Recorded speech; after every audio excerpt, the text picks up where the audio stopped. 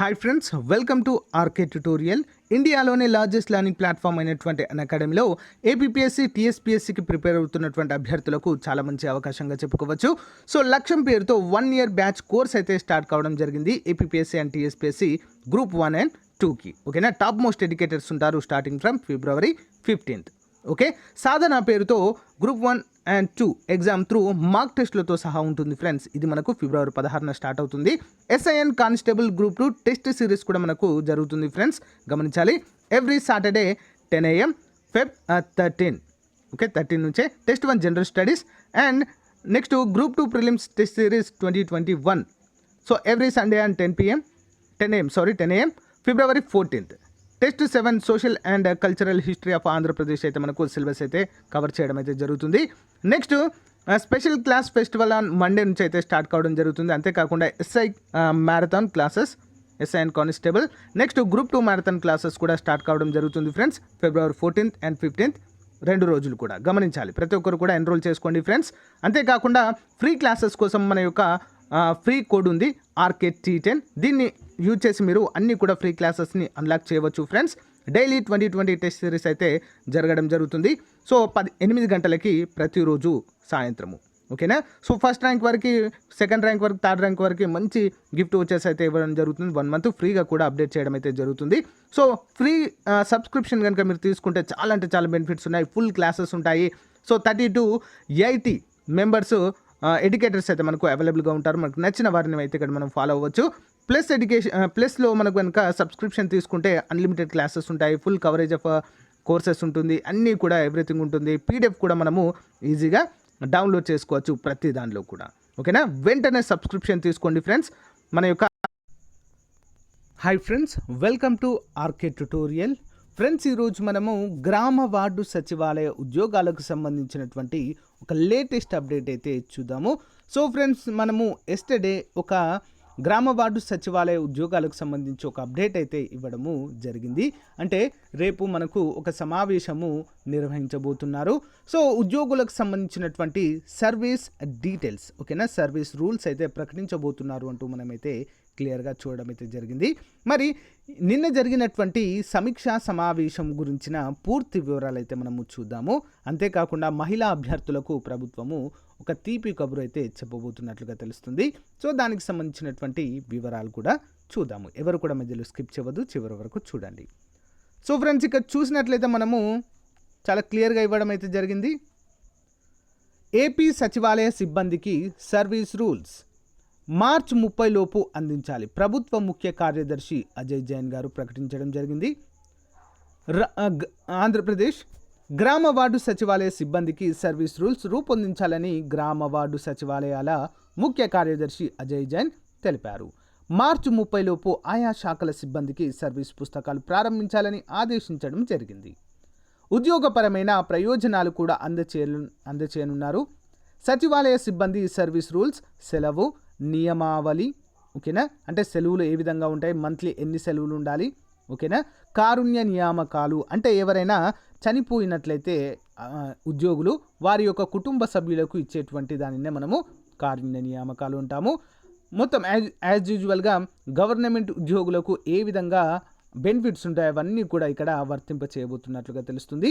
అంతేకాకుండా dress code తదితర అంశాలపై అజయ్ జైన్ గురువారము సమీక్ష అయితే నిర్వహించడం జరిగింది. శాఖపరమైన శిక్షణ అంటే ఏంటి ఫ్రెండ్స్, నిన్ననే చెప్పాను నేను, డిపార్ట్మెంటల్ టెస్టులు కంపల్సరీ. ఎవరైతే సర్వీస్ కంప్లీట్ చేసుకుంటారో వారు కంపల్సరీగా డిపార్ట్మెంటల్ టెస్టులు రాయాల్సిందే. సో అందులో క్వాలిఫై అయితేనే మనకు ఇక్కడ ఇవన్నీ కూడా వర్తిస్తాయి. అందులో పాస్ అయితేనే మనకు మన జాబ్ అనేది ప్రస్తుతము ప్రభుత్వం చేస్తున్నటువంటి నిబంధనల ప్రకారము సో మనది రెగ్యులర్ అయ్యే అవకాశము ఉంటుంది. నెక్స్ట్ సర్వీసు, ప్రవర్తన, CCA, సెలవు నియమావళి, కంప్యూటర్ పరిజ్ఞానం వంటి అంశాల్లో శిక్షణ పొందాలని తెలిపారు. ఈ సమావేశంలో గ్రామ వార్డు సచివాలయాల కమిషనర్ నారాయణ భరత్ గుప్తా, సర్వే శాఖ కమిషనర్ సిద్ధార్థ్ జైన్, పురపాలక పట్టణాభివృద్ధి శాఖ కమిషనర్ MM నాయక్ తదితరులు పాల్గొన్నారు. సో వేతనాలు పెంచాలి అంటూ సీఎంకు ఉద్యోగుల లేఖ కూడా చూద్దాము. సో గ్రామ వార్డు సచివాలయ సిబ్బందికి వేతనాలు పెంచాలని ముఖ్యమంత్రిని గ్రామ వార్డు సచివాలయ ఎంప్లాయీస్ ఫెడరేషన్ కోరింది. సో 2015 పిఆర్పి ప్రకారము జూనియర్ అసిస్టెంట్ పే స్కేల్ అమలు చేయాలని ఫెడరేషన్ ప్రధాన కార్యదర్శి జానీ పాషా షేక్ ఎండి గురువారం ఒక లేఖ రాశారు. సర్వీస్ రిజిస్ట్రార్ కూడా ఏర్పాటు చేయాలని కోరారు. నెలకు 5 రోజులు మండల కార్యాలయానికి వెళ్తున్నామని, ఎఫ్టీఏ టీఏ సౌకర్యం కల్పించాలని తెలిపారు. సో మహిళా ఉద్యోగుల బదిలీలపై ఉన్న బ్యాన్ ఎత్తివేసి వారిని నివాస ప్రాంతానికి దగ్గరగా బదిలీ చేయాలని కోరారు. శానిటేషన్ విభాగము వారికి వారాంతరపు సెలవులు కల్పించన్నారు.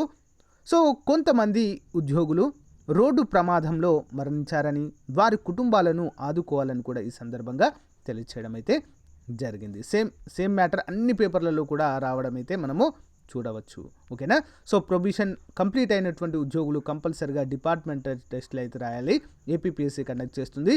సంవత్సరానికి 2 సార్లు ఉంటాయి. ఓకే.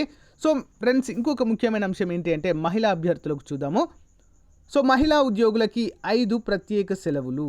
మహిళా ఉద్యోగులకు 5 ప్రత్యేక సెలవులు ఇచ్చేందుకు సీఎం జగన్ గారు సానుకూలంగా స్పందించారని ఉద్యోగుల సంఘాల నేత వెంకట్రామరెడ్డి తెలిపారు.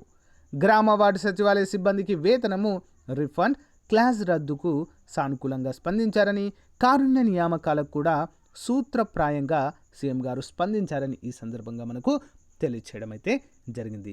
కేవలము సచివాలయ ఉద్యోగాలకు సంబంధించినటువంటి నియమావళిని ప్రకటించడానికి మాత్రమే ఈ యొక్క సమావేశం అయితే జరిగినట్లుగా తెలుస్తుంది ఫ్రెండ్స్. సో ఏపీపీఎస్సీ క్యాలెండర్ పైన కానీ ఇతర ఉద్యోగాలకు సంబంధించినటువంటి నోటిఫికేషన్లకు సంబంధించి ఎలాంటి చర్చ అయితే ఇక్కడ జరగలేదు. అంతేకాకుండా సో మనకి గ్రామ వార్డు సచివాలయ ఉద్యోగాలు దాదాపు 12,000కు పైగా మనకు ఖాళీలు అనేవి ఏర్పడ్డాయని మనం ఆల్రెడీ చూసాము. ఆల్రెడీ పేపర్లో కూడా అధికారికంగా ప్రభుత్వము ఒక నోటిఫికేషన్ రూపంలో కూడా ఒక ప్రకటన రూపంలో కూడా విడుదల చేయడం జరిగింది. అయితే వాటికి సంబంధించినటువంటి నోటిఫికేషన్ ఎప్పుడు ఇస్తారు, 3వ నోటిఫికేషన్ ఉంటుందా లేదా ఈ యొక్క 2వ నోటిఫికేషన్తోనే సర్దుపెట్టుకుంటుందా అనేది, సో దానిపైన కూడా ఒక అప్డేట్ ఇస్తే బాగుండనేది నా అభిప్రాయము. చాలామంది వెయిట్ చేస్తున్నారు. సో సెకండ్ నోటిఫికేషన్లో వెరిఫికేషన్ కంప్లీట్ అయ్యి కూడా చాలామంది వెయిట్ చేస్తున్నారు. కొంతమందికి అయితే సో వాళ్ళ వెరిఫికేషన్ కంప్లీట్ అయ్యి సో ఫైనల్ కాల్ కోసం జాయిన్ కోసం కూడా చూస్తున్నారు. స్పోర్ట్స్ అభ్యర్థులకు కూడా ఇంకా జరుగుతున్నాయి ఫ్రెండ్స్ కొన్ని జిల్లాల్లో వెరిఫికేషన్స్, ముఖ్యంగా స్పోర్ట్స్ అభ్యర్థులకి. ఓకేనా. సో దీనిపైన అయితే కొంచెం క్లారిటీ ఇస్తే మాత్రము బాగుండేది అనేదే నా అభిప్రాయం ఫ్రెండ్స్. ఈ సమావేశంలో వేటిపైన కూడా ఎలాంటి చిన్న న్యూస్ కూడా మనకు లేదు. ఓకే. కేవలము ప్రస్తుతం ఉద్యోగం చేస్తున్నటువంటి అభ్యర్థులకు సంబంధించిన నియమావళిని మాత్రమే ఇక్కడ వీరు ప్రకటించడం అయితే జరిగింది. సో వారి యొక్క నియమావళిలో సో ఏ విధంగా ఉండాలి ఏంటి, డిపార్ట్మెంటల్ పరీక్షలు కావచ్చు, కారుణ్య నియామకాలు కావచ్చు, సో సాలరీస్ హైక్ కావచ్చు, సో వీటిపైనే ఎక్కువగా మనకు ఈ యొక్క సమావేశం జరిగినట్లుగా తెలుస్తుంది. ఓకేనా ఫ్రెండ్స్. సో ఫ్రెండ్స్, ఇలాంటి లేటెస్ట్ అప్డేట్స్ ఎప్పటికప్పుడు కూడా మీకు అందజేస్తూనే ఉంటాను మన ఛానల్లో. సో ఫస్ట్ టైం చూస్తున్న అభ్యర్థులు తప్పకుండా సబ్స్క్రైబ్ చేసి పక్కన బెల్ ఐకాన్ యాక్టివేట్ చేయండి. ప్రతిరోజు ఫాలో అవ్వడానికి ట్రై చేయండి. Thank you guys. Have a nice day. By.